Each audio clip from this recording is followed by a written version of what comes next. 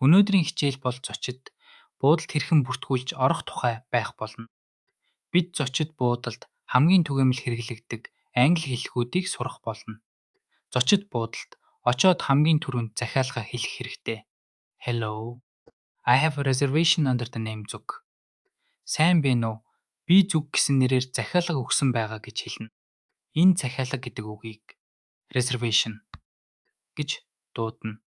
Бүртгэлийн ажилтан таны бичиг баримтыг заавал асуух болно.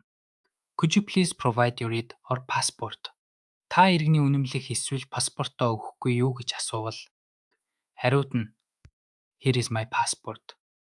Май миний паспорт гэж хэлээд өгөөрэй. Зочид буудалд хэрэглэгдэх зарим чухал үгсийг тогтоож аваарай.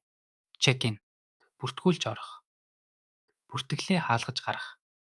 Key card. Өрөөний цахим түлхүүр. Харин хүлээн авах заалыг lobby гэж нэрлэдэг. Өглөөний цай багтсан эсхийг асуухдаа Is breakfast included гэж асууна. Харин хэдэн цагт гарахыг нь What time is breakfast served гэж асуугаарай. Интернет болон бусад хэрэгцээ зүйлсээ асууж сурцгаая. What is the Wi-Fi password?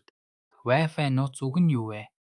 Лифт хаана байгааг асуухдаа Where is the elevator гэж асууна. Бүртгэл дуусгахад танд өрөөний дугаар болон түлхүүр өгнө.